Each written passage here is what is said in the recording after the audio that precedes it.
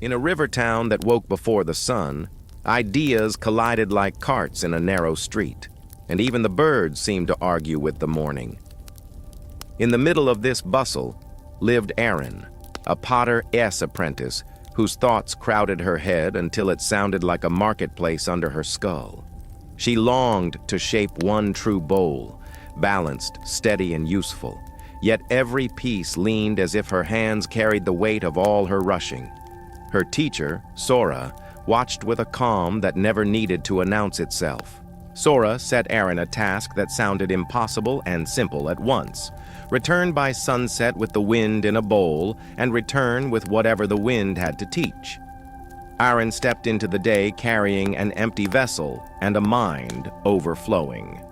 She chased gusts through alleys, lifted the bowl to the roofline, and stared at emptiness that refused to look like success.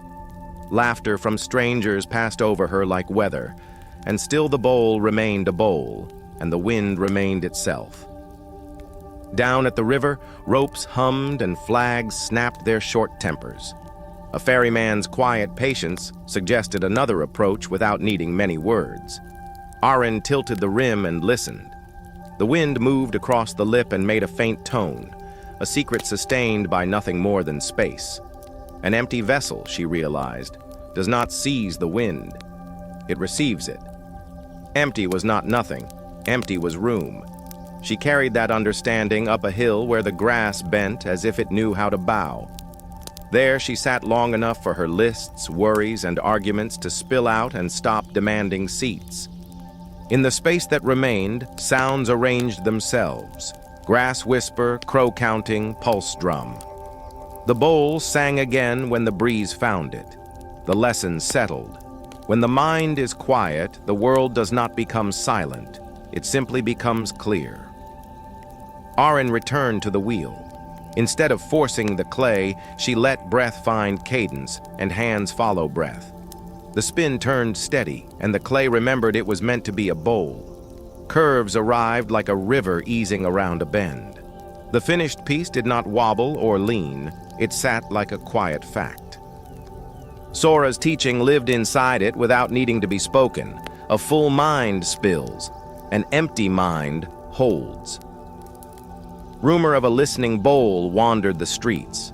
People brought their tangles. A baker learned to slow the first rise and stop arguing with heat. A blacksmith waited for the metal's ring before the next strike. A weaver kept eyes on the single thread in her fingers instead of the pattern 10 steps ahead. Erin's counsel took the shape of 4 small motions anyone could carry. Empty to make room. See what is actually here. Choose one clear action. Do it without hurry. 1 week, the sky gathered itself into a bruise. Wind ran hard. Rain tried to become the river in a single afternoon. The market flooded first. Stalls tumbled. Voices rose into a single sharp noise that could not hear itself. A child clung to a post while the current pulled. Erin felt panic surge, then gave it space to pass through rather than take possession. In the quiet that followed, she noticed 3 truths. The current bent around a stranded cart, the ferry rope drew a reliable line, and a child could float if guided sideways rather than fought forward. Clear instructions reached the right hands. The rope guided, the cart broke the rush, the child lay back and crossed where the water permitted. Breath returned to the square. The rescue worked not because the plan was clever, but because listening had turned into action. When the storm limped away to trouble another horizon, the town counted what remained. Erin recognized that a quiet mind did not make a quiet world. Crashing and calling would always exist. Quiet simply revealed which sound mattered now. She swept an unused storeroom and left it mostly bare like a cupped hand. People entered to sit, breathe, and remember their own capacity to hear.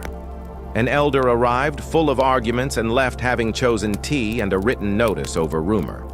A musician discovered that a single held note needed a pause to land. A teacher remembered to breathe before speaking so that students could meet the words rather than be chased by them. In each case, the same 4 motions carried the weight without adding heaviness. Empty, see, choose, do. The Festival of Voices returned with a new challenge. Not whose speech was loudest, but who could help the square become quiet enough to think. Ambition sharpened many tongues. Aaron offered one shared breath. The crowd inhaled and let go of what did not belong to the next hour. Murmurs softened, shoulders dropped. The square discovered that thought has a bell of its own, and it rings best in a space that contains it. A rumor later rose like steam from a pot none could see. The council would double the tax at dawn. Fear spread faster than ink. The four motions steadied the town. Empty came first. Seeing replaced guessing. A scribe's ledger carried no such decree. Choosing and doing required only the announcement of what the paper actually said. The square had been shouting at smoke. Wind and truth cleared it. Seasons turned. The river showed ribs. Seedlings bent. The town rationed water without surrendering to despair. Listening found a low hum in the ground near the ferry, the kind of note only patience hears. Digging where the hum ran true delivered a spring as certain as a sentence. The season still asked much. Panic did not have to answer. Not every test came from weather or want. Some came from plenty. A merchant returned with brighter machines that promised speed and freedom. Aaron valued tools without kneeling to them. A tool could serve a practice. It could not replace one. A machine lifted water quickly. A mind chose where and why.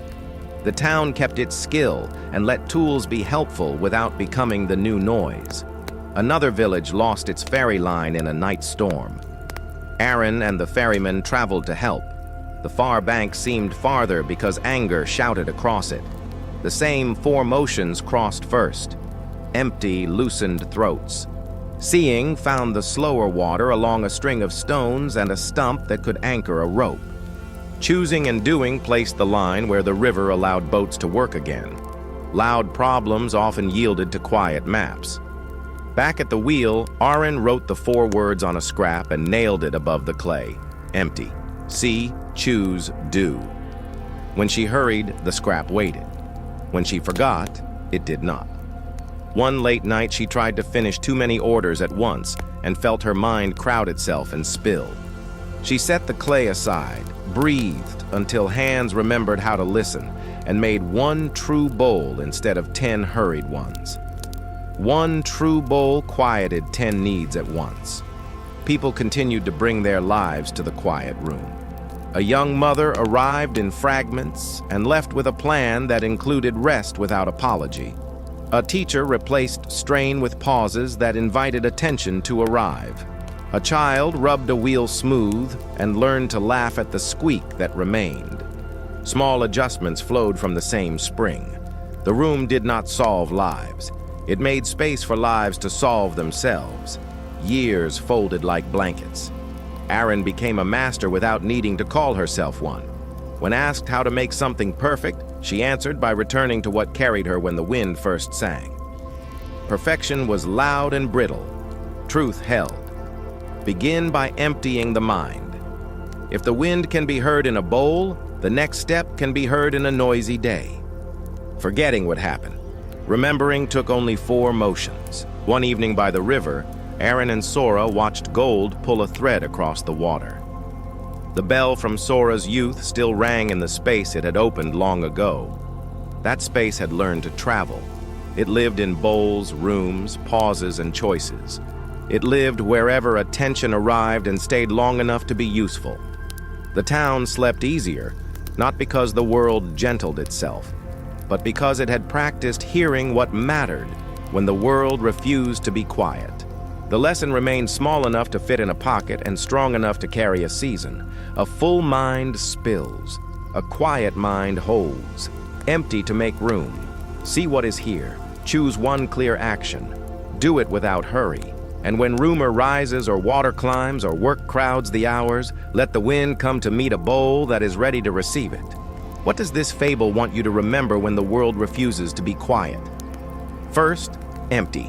Make space before you make moves. A full mind spills, and when it spills, it wastes effort. Second, see, look at what is actually here, not the rumor, not the memory, not the fear pretending to be a fact.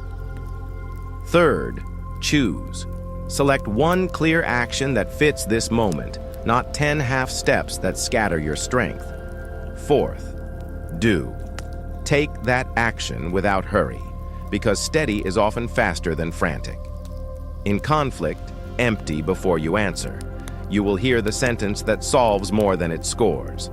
In overload, empty before you plan. You will notice the one task that moves the other 9. In anxiety, empty before you react. You will feel fear pass through instead of set up camp inside you. In a rumor storm, empty before you share. You will ask for the paper, the source, the ink, and most fires die in that light. The bowl in our story wasn't magic. It was ready. Ready to receive the wind, the clue, the next right step. Tonight, write 4 words where you will see them. Empty, see, choose, do. For the next 7 days, try 1 quiet minute before decisions that matter. You will build a calm that holds when the waters rise.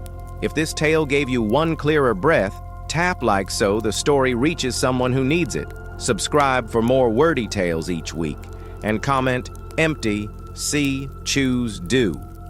If you're joining the practice, your note might be the reminder another listener was waiting for.